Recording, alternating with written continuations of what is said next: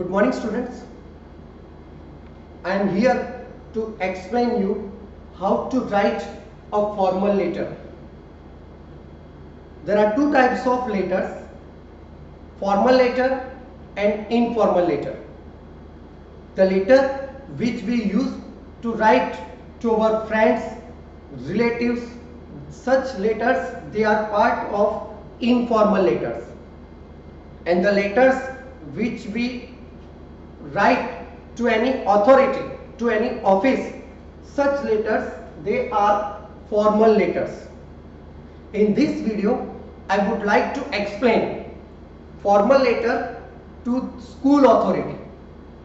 Many of the times we have to write a formal letter to the school authority for various reasons, for various purposes, for making a request, for complaining, for suggestions, etc. So how to write a formal letter to the school authority? Just pay attention here. First of all, remember, when we write a letter to the school authority, we have to follow 7 steps. I repeat, when we write a letter to the school authority, we have to follow 7 steps.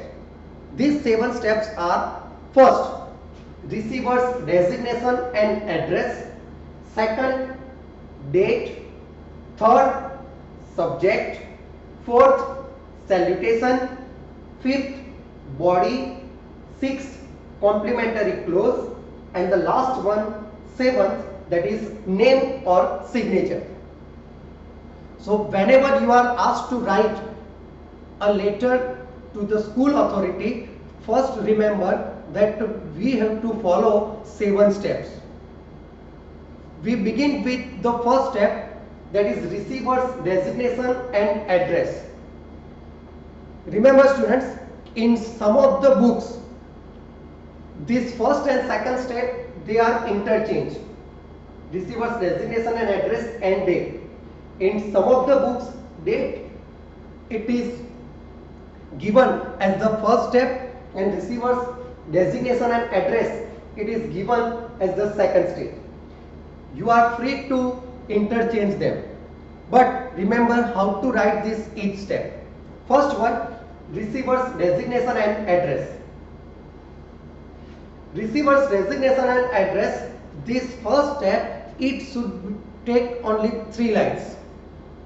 First, in the very first line, we have to mention receiver's designation. It means receiver's post, to whom you are writing this formal letter. Usually, when we write a letter to the school authority, the receiver's designation may be the principal, the vice principal, the class teacher, the librarian, etc. So first, receiver's designation, that we have to write. After that, we have to write address. In address, in the second line, we have to write the name of the school. We have to write the name of the school. And in the third line, we have to mention the place where it is located. So in 3 lines, we complete the first step, that is receiver's designation and address.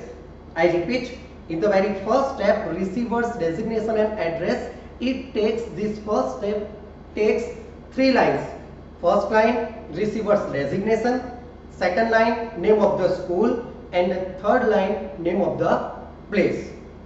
After completing the first step, leave a line and then follow the second step, that is date.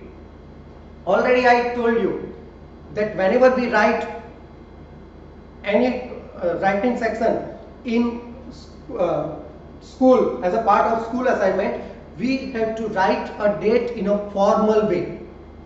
Formal way, it means without using slash or without using hyphen. For example, today's date,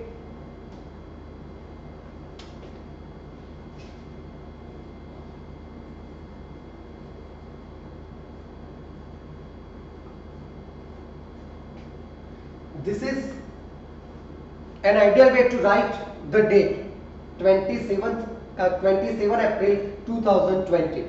You can change this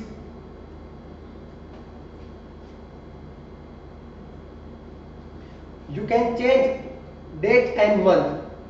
Even here also, either you can write the full or with apostrophe. So this is an ideal way to write the date whenever you attempt any writing assignment for school authority or for school. 27 April 2020 or April 27 2020 or April 27 2020 or April 27 20. Avoid writing using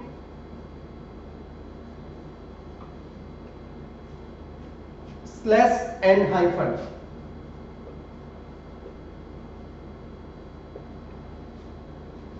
Both these ways they are wrong. Whenever we write any school assignment, we have to mention the date in a formal way, and the formal way, that is this 27 April 2020 etc.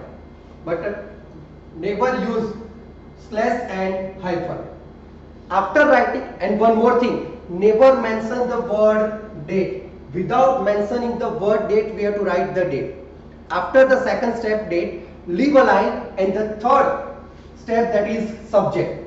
Here the word subject, it should be written.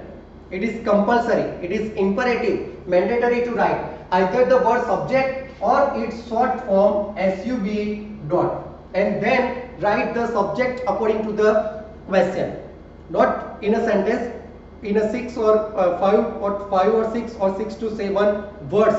You have to write the subject. After subject, leave a line, and then the fourth step, that is salutation. In salutation, you have to write either dear sir or dear ma'am. And if you want to make it more formal, then you may use respected sir or respected ma'am. Now see, two words, we are writing salutation of two words, either dear sir or dear ma'am, or respected sir or respected ma'am. But be precise, be careful that D and S, the first letter of both the words, it should be capital. That is the fourth step salutation. After fourth step salutation, leave a line, and the most important part of the formal letter, that is body, means content. Here we have to write the content in 3 paras. We have to write content in 3 paragraphs. These paragraphs we can divide into, first we have to mention the reason of writing a letter. In the very first paragraph, we have to write a reason for writing a letter, either in a 2 or 3 lines. After that, second paragraph, it gives explanation of the reason. For whatever reason you have written the letter, we have to explain the reason. We have to write the supporting statements for our reason. And the last paragraph, that is conclusion. So last paragraph, that is conclusion. So remember, in body we are writing 3 paragraphs. We follow 3 paragraphs. First for reason, second for explanation of the reason, and the third one, that is conclusion. After this 5th step, body or content, leave 2 lines and then write complimentary clause. For formal letter to the school authority, the complimentary clause would be yours obediently.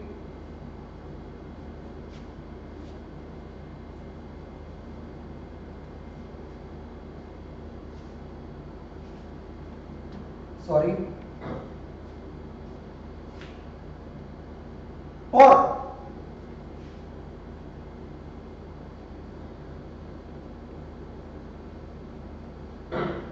yours faithfully. Either yours obediently or yours faithfully. Here also remember why it should be capital, and the second word, first letter, it is small. it should not be capitalized. Besides that, S, it should not be apostrophe S. We are not writing that yours. This is wrong. We are not using apostrophe S. And the last step, that is name or signature. This is name or signature. Now, when you read the question of formal letter to the school authority, many information are given in the question itself. Receiver's designation and address.